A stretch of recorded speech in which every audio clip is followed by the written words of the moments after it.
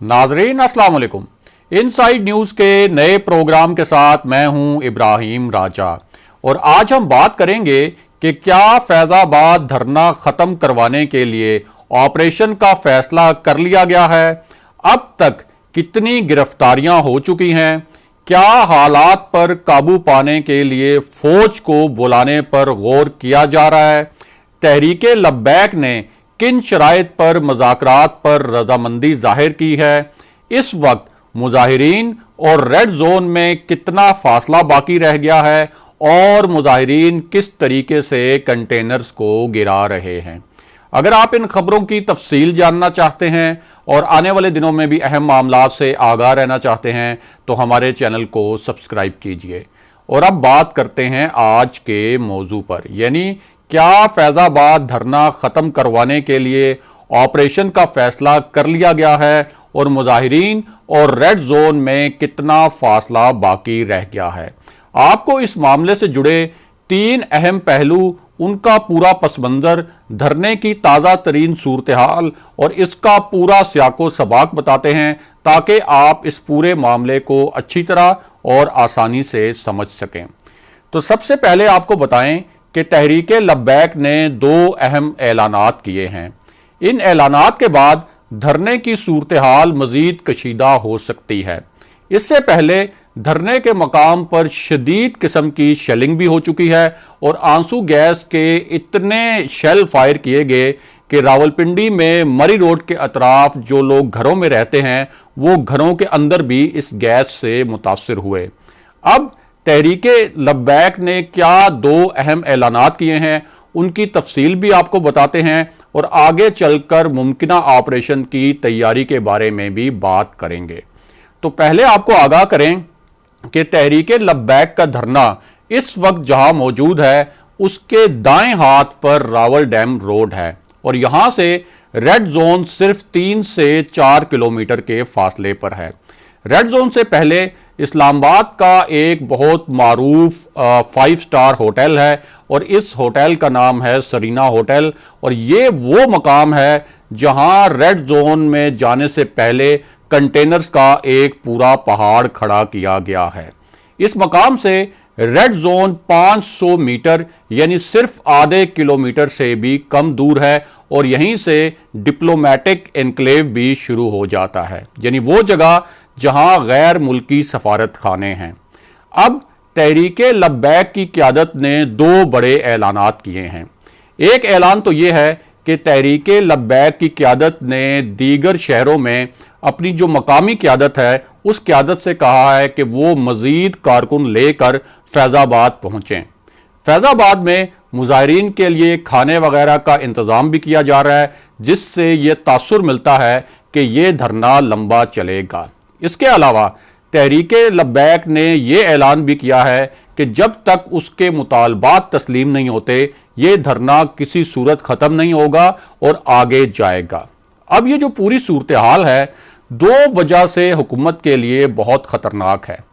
इसकी एक वजह तो यह है कि जिस मकाम पर यह धरना दिया गया है ये बहुत ही नाजुक और हसास किस्म का मकाम है। यहां से बाएं तरफ सिर्फ 10 से 12 किलोमीटर के फासले पर GHQ है, यानी फौज का हेडक्वार्टर है। दूसरी जानिब फैज़ाबाद इस्लामाबाद में दाखिल होने का मरकजी रास्ता है और इस रास्ते के बंद होने का मतलब यह है कि पाकिस्तान का दारुल हुकूमत अमली तौर पर बंद हो जाएगा, यानी तमाम जो इस्लामाबाद में सरकारी दफातर हैं उनका काम भी ठप हो जाएगा। इसके अलावा यह मामला इसलिए भी बहुत पेचीदा है कि जैसे जैसे वक्त गुजरेगा फैज़ाबाद धरने में मुजाहिरीन की तादाद बढ़ती चली जाएगी क्योंकि दीगर शहरों से भी तहरीके लब्बैक के जो कारकुन हैं वो यहाँ पहुँचना शुरू हो जाएंगे। हुकूमत, पुलिस और इदारे जानते हैं कि ये धरना अगर जुमे के दिन तक जारी रहा तो जुमे की नमाज के बाद यहाँ सूरत हाल काबू से बाहर हो सकती है। अब हुकूमत के पास आखिरी दो ऑप्शन क्या हैं। एक ऑप्शन तो यह है कि मुजाहिरीन को धरने में बैठने दिया जाए और उन्हें थकाने की कोशिश की जाए, लेकिन यह ऑप्शन ज्यादा काम नहीं करेगा क्योंकि यहां जो मुजाहिरीन पहुंचे हैं वो पूरी तैयारी के साथ आए हैं। उनके पास कई दिनों के लिए राशन भी मौजूद है और कपड़े वगैरह भी मौजूद हैं। इसके साथ साथ इस धरने में तहरीके लब्बैक के ऐसे तरबियत याफ्ता कारकुन भी मौजूद हैं जिनके पास मखसूस किस्म की डोरियां, मखसूस किस्म के कटर और रस्सियां भी हैं जिनकी मदद से वो कंटेनर्स को बआसानी हटा सकते हैं। इसके अलावा एक ऑप्शन यह है कि तहरीके लब्बैक की क़यादत को हिफाजती तहवील में ले लिया जाए या उनको नज़रबंद कर दिया जाए, लेकिन अब किसी भी यानी जो इस वक्त सिचुएशन है उसमें यह भी मुमकिन नज़र नहीं आता क्योंकि मुजाहिरीन की एक बड़ी तादाद पहले ही धरने में मौजूद है। इस्लामाबाद पुलिस और रावलपिंडी पुलिस ने इस वक्त 4 अतराफ से इस धरने को घेराव इसका किया हुआ है और पुलिस के पास आंसू गैस के शेल्स भी हैं, रबड़ की गोलियां भी हैं और लाठियां भी हैं। बज़ाहिर ऐसे लगता है कि मुजाहिरीन को मुंतशिर करने के लिए एक ऑपरेशन की तैयारी भी की जा रही है, लेकिन ये सब कुछ इतना आसान नहीं होगा। इससे पहले भी पुलिस ने शदीद शेलिंग की थी, लेकिन वो मुजाहिरीन को मुंतशिर करने में नाकाम रही थी। अब यहां सबसे अहम सवाल यह है कि अगर पुलिस इस धरने की सूरत हाल पर काबू पाने में नाकाम रहती है तो फिर क्या फौज से मदद ली जाएगी और क्या फौज इस पूरे मामले में कोई किरदार अदा करने की पोजीशन में होगी। इस मामले में आपको बताएं कि मरियम नवाज ने भी एक बहुत ही मानी खेज किस्म का ट्वीट किया है। इस धरने के मुतालिक जो वीडियोस सोशल मीडिया पर इस वक्त चल रही हैं उनमें से एक वीडियो पर ट्वीट करते हुए मरियम नवाज ने कर्मा का लफ्ज लिखा। इसका मतलब यह है कि आपने जो किया वही आपके सामने आ रहा है। उनका मतलब यह था कि नून लीग के दौर में इसी मकाम पर इसी तंजीम ने जब धरना दिया था तो तहरीके इंसाफ ने उस धरने की मुखालफत नहीं बल्कि हमायत की थी। इसके अलावा उस वक्त जब पुलिस ऑपरेशन किया गया था तो फौज ने बाज़ाब्ता तौर पर वज़ीर आज़म शाहिद खाकान अब्बासी को मशवरा दिया था कि किसी भी पुरतशद्दुद सूरत हाल से गुरेज करना चाहिए ताकि मुल्क में जो यकजहती की फ़ज़ा है उसे नुकसान ना पहुँचे।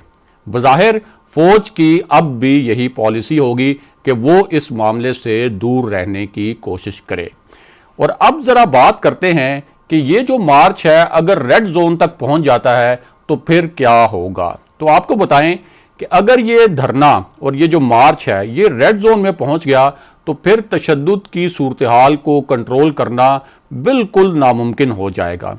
इस्लामाबाद के रेड जोन के बारे में आपको बताएं कि ये जो रेड जोन है यहाँ जो डिप्लोमेटिक एनक्लेव है वहाँ अमरीकी सफारत खाना, बरतानवी हाई कमीशन और इसके अलावा दुनिया के जो अहम तरीन दीगर ममालिक हैं उनके सफारत खाने मौजूद हैं।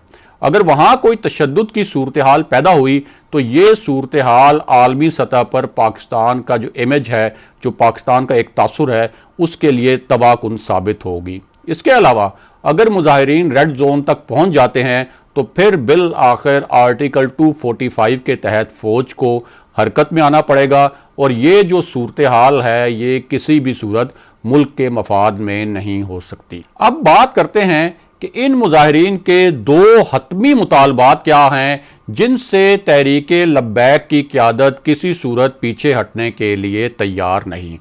इनमें एक मुतालबा तो ये है कि फ्रांस के जो पाकिस्तान में सफ़ीर हैं उन्हें फिलफौर वापस फ्रांस भेजा जाए और इसके साथ साथ फ्रांस में जो पाकिस्तान के सफ़ीर हैं उन्हें भी फ़ौरन पाकिस्तान वापस बुला लिया जाए।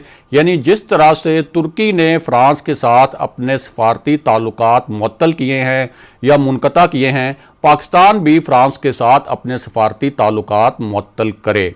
अब ये जो मुतालबा है ये सिर्फ इमरान खान साहब के लिए नहीं बल्कि पाकिस्तान में नून लीग की हुकूमत होती या किसी की भी हुकूमत होती तो ये मुतालबा मानना जो है वो बड़ा ही एक पेचीदा मामला होता।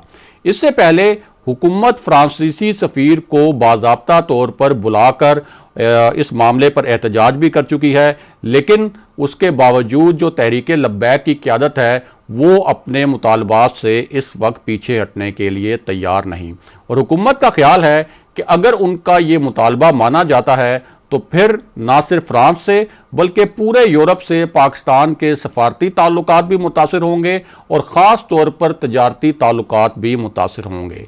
इसके अलावा अमेरिका से भी पाकिस्तान के जो ताल्लुकात हैं उन पर इनका इस इक़दाम का हुकूमत के मुताबिक एक मनफी असर पड़ेगा।